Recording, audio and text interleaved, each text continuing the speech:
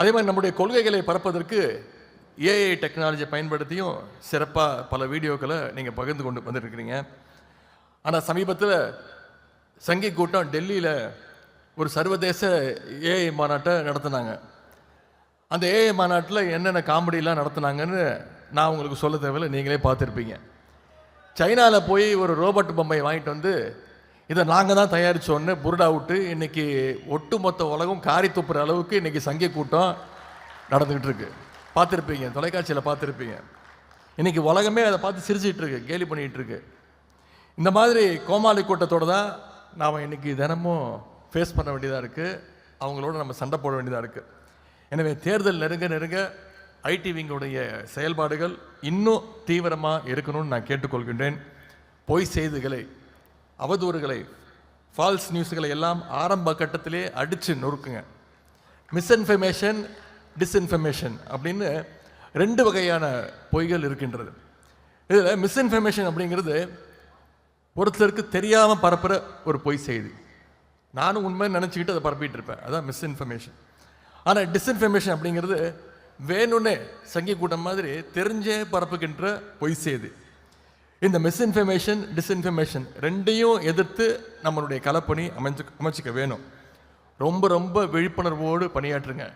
மற்ற சங்கி கூட்டம் மாதிரி நான் உங்களை பொய் செய்திகளை பரப்ப சொல்லலை. நம்முடைய கழகத்துடைய வரலாற்றை தெரிஞ்சுக்கிட்டு உள்வாங்கி அதை மக்கள்கிட்ட பரப்புங்க. உங்களுக்கு தேவையான எல்லா ஒத்துழைப்பையும் வழங்க எப்பொழுதுமே நாங்கள் தயாராக இருக்கின்றோம். குறிப்பாக இளைஞரணி உங்களுக்கு எப்பவுமே கூட நிற்கும். அதே மாதிரி உங்கள் உழைப்புக்கான அங்கீகாரம் நிச்சயமாக உங்களுக்கான அந்த கரெக்டான நேரத்தில் உங்களை தேடி வருன்ற நம்பிக்கையை நான் இந்த நேரத்தில் உங்களுக்கு சொல்லுகின்றேன். எனவே உற்சாகமாக வேலை செய்யுங்க. எப்பொழுதுமே கரண்ட் நியூஸில் அப்டேட்டடாக இருங்க. தினசரி காலையில் எழுந்திரிச்சோன்னே பத்திரிக்கை படிச்சிருங்க. தயவுசெய்து முரசொலி பத்திரிகையை தினமும் தவறாமல் படிச்சிருங்க. தலைவருடைய அறிக்கை, தலைவருடைய பேச்சு இதெல்லாம் படிச்சிருங்க.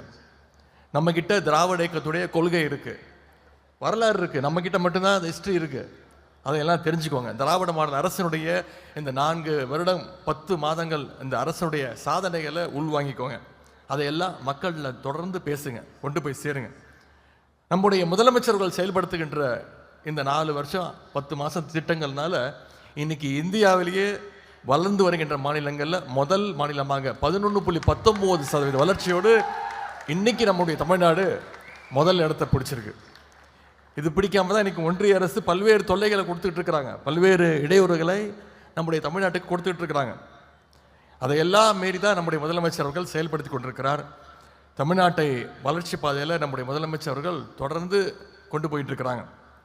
சட்டமன்ற தேர்தல் வர்றதுனால திரு மோடி அவர்களும் அமித்ஷா அவர்களும் இனிமேல் தமிழ்நாட்டு பக்கம் அடிக்கடி வருவாங்க. என்னென்னமோ ட்ரை பண்ணுவாங்க, திருக்குறள் பேசுவாங்க, விட்டா நமக்கே தமிழ் டியூஷன்லாம் எடுப்பாங்க. இதற்கெல்லாம் ஏமாறக்கூடிய மக்கள் தமிழ்நாட்டு மக்கள் கிடையாது. எனவே நாம் தமிழ்நாட்டு மக்களை இன்னும் அதிகமாக எஜுகேட் பண்ணணும். மோடி இப்போ தொடர்ந்து என்ன சொல்கிறாரு, சென்னைக்கு வந்துட்டு ஒரு 15 நாளுக்கு முன்னாடி பேசும்போது என்ன சொன்னார், தமிழ்நாட்டுக்கு டபுள் இன்ஜின் சர்க்கார் வேணும் அப்படின்னு சொல்லிட்டு போயிருக்கிறாரு. நான் ஏற்கனவே அதற்கு பதில் சொல்லியிருக்கின்றேன். உங்களை எல்லாருமே அதை பார்த்துருப்பீங்க பதிலை. திரு மோடி அவர்களே, உங்களுடைய டபுள் இன்ஜின் சர்க்கார்லாம் இருக்கட்டும், முதல்ல பாஜகவோட கூட்டணி இருக்கக்கூடிய எல்லாமே பஞ்சரான டயர்கள், அந்த ஃபால்ட்டான இன்ஜினையும் பஞ்சரான டயர்களையும் வச்சுக்கிட்டு உங்களால் எந்த வண்டியும் ஓட்ட முடியாது. அப்படி தான் இன்றைக்கி பாஜக அதிமுக கூட்டணி திகழ்ந்து கொண்டிருக்கிறது. சமீபத்தில் ஒன்றிய பட்ஜெட் நீங்கள் பார்த்துருப்பீங்க. இந்த முறை தமிழ்நாட்டுக்கு எந்த திட்டத்தையும் ஒதுக்கலை. ஆனால் நிர்மலா சீதாராமன் அவர்கள் அந்த பட்ஜெட்டை படித்து முடிக்கிறதுக்கு முன்பாகவே தமிழ்நாட்டிலிருந்து எதிர்க்கட்சி தலைவர் திரு எடப்பாடி பழனிசாமி அவர்கள் பாராட்டுறார், மிகச்சிறந்த பட்ஜெட்னு. அவங்க இன்னும் படித்தே முடிக்கவே இல்லை பட்ஜெட்டை, அதுக்குள்ளே இங்கேருந்து பாராட்டுறார். முரட்டு பக்தர்கள் பார்த்துருப்போம், முரட்டு தொண்டர்கள் உங்களில் பல பேர் இருப்பீங்க. ஆனால் இன்னைக்கு இந்தியாவே ஒரு முரட்டு அடிமையை கண்கூட பார்த்துட்டு இருக்கு. அதுதான் திரு எடப்பாடி திரு பழனிசாமி அவர்கள். ஜாடிக்கு ஏற்ற மூடின்னு சொல்லுவாங்க, இன்னைக்கு மோடிக்கு ஏற்ற ஒரு முரட்டு அடிமையா திரு எடப்பாடி பழனிசாமி அவர்கள் உருவாகி இருக்கிறார். அந்த அளவுக்கு ஒரு முரட்டு பக்தர், முரட்டு அடிமை. சமீபத்தில் சோஷியல் மீடியாவில் யூடியூப்பில் பார்த்துருப்பீங்க, தொலைக்காட்சி செய்திகளில் பார்த்துருப்பீங்க. 2 நாட்களுக்கு முன்பு எதிர்க்கட்சி தலைவர் திரு எடப்பாடி பழனிசாமி அவர்கள் தியேட்டரில் போய் படம் பார்த்துட்டு இருக்கிறாரு. அது ஒன்றும் தவறு கிடையாது. ஆனால் ஒரே அழுக, ஒரே கண்ணெல்லாம் அப்படியே வீங்கி போய் கண்ணிலேருந்து ஒரே தண்ணி தார தாரையாக கொட்டிக்கிட்டே இருக்கு. என்னன்னு பார்த்தா எதிர்க்க மறைந்த முதலமைச்சர், மறைந்த தலைவர் திரு எம்ஜிஆர் அவருடைய படம் அங்கே ஓடிட்டு இருக்கு. அதை பார்த்து கண்ணீர் விட்டு அழுகிறார்.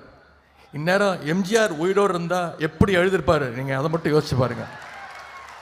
அதிமுகவோட நிலைமையை பார்த்து, திரு எடப்பாடி பழனிசாமியோட நிலைமையை பார்த்து எம்ஜிஆர் கீழே உருண்டு எழுதிருப்பாரு, என் கட்சியை எப்படி ஆக்கிட்டீங்களாடா அப்படின்னு. எனவே இதையெல்லாம் நாம் மனசில் எடுத்துக்கொள்ள வேண்டும். ஆக வரப்போகின்ற தேர்தலில் ஃபாசிஸ்டுகளுக்கும் அவங்களுடைய அடிமைகளுக்கும் ஒரு சரியான பாடத்தை நாம் கற்றுக் கொடுத்தாக வேண்டும். நாம் மீண்டும் மீண்டும் தலைவர் சொன்ன மாதிரி டெல்லிக்கு தமிழ்நாடு என்றைக்குமே அவுட் ஆஃப் கண்ட்ரோல் தான் அப்படிங்கிறத நாம் நிரூபித்து காட்டணும். அதையெல்லாம் மக்கள்கிட்ட கொண்டு போய் பேசுங்க. 10 தோல்வி பழனிசாமியையும் மொத்த தோல்வி மோடியையும் மீண்டும் ஒரு முறை ஓட தமிழ்நாட்டு மக்கள் நம்மளுடைய சக்தியால் ஓட விரட்ட போகிறாங்க. நடக்க இருக்கக்கூடிய சட்டமன்ற தேர்தல் தமிழ்நாட்டுக்கும் டெல்லிக்கும் இடையான ஒரு ஜனநாயக போர். வெல்வது தமிழ்நாடா இல்லை டெல்லியான்னு நாம் பார்த்துருவோம். தமிழ்நாட்டுடைய வெற்றிக்காக யார் களத்தில் இருக்கிறாங்களோ இல்லையோ, திமுகவுடைய தொண்டன் கடைசி உடன்பிறப்பு நிச்சயமாக களத்தில் நின்று அந்த போரில் நாம் வெற்றி பெற்றே ஆக வேண்டும். பிளே ஸ்டோர் மற்றும் ஆப் ஸ்டோரில் இருந்து பாலிமர் செயலியை QR கோடு மூலம் பதிவிறக்கம் செய்யுங்கள். செய்திகளை உடனுக்குடன் பெறுங்கள்.